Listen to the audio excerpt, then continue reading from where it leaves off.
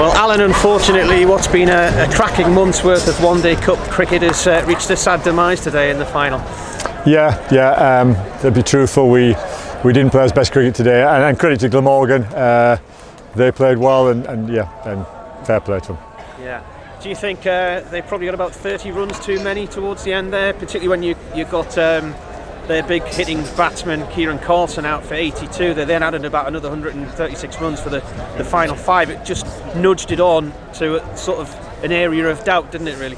Well, it did, and when Carlson was going, it could have been worse. That's the competition. When 2 people get in, any score's possible. They probably got a few too many, but ultimately it was a gettable target if we'd have batted as we have batted for the previous rounds. Yeah. And that's the sad part. I mean, you came into this as the favourites, the best batting lineup in the country, and suddenly fall down very quickly. It was always going to be difficult to recover from that. Well, it was, but we've been in that situation a couple of times at South North and at Whitgift, and we've always managed to find a way to get a result. Maybe a little bit of pressure the final got to us.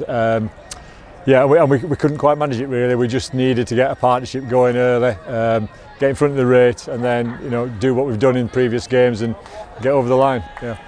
I mean, Cameron Bancroft and Sean Dixon got a nice partnership going. You were chasing about 10 and over for quite a long time, but you kept getting the 10 and over. You were always there or thereabouts, but it's the pressure that starts to build, isn't it, when you need to do that over after over after over for such a long period of the game. Well, it was. I mean, we were in a bit of a predicament when they came together, and they played really well. And sure, with just a bit of sensible sort of batting, just keep knocking it around, get your 6 overs, and then try and take it as deep as you can. And when the 2 were together, I fancied us really, and then the game maybe swung. Bangers getting out to a poorish ball. Top edge it for a catch, should have been 6, and the game swings on moments like that, and then we were never really able to recreate that partnership again. Yeah, it was a big decision to make. It was probably an obvious one really, to bring Ben Rain back in and Matty Potts in today, having not played in the tournament. I think our colleagues from BBC Wales were a little bit surprised by that perhaps, but it was a no-brainer, I suppose. Well, it was, and the lads who've played age group cricket for Durham come through Durham Academy. So the Durham lads who were desperate to play, and they were eligible to play. So we picked what we thought was our strongest side. Yeah. It all started here less than a month ago. It was the end of the T20 campaign. I interviewed you looking ahead to a tournament. 27 days, 9 or 10 matches, 2,000 plus miles. It's been hectic. It probably feels longer than a month, doesn't it? But there must be plenty of highs to take out of it, and what a great group of lads you've had to work with.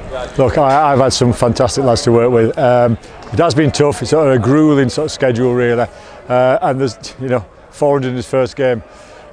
We have banged out runs for fun really, until perhaps where we needed to do it at the most.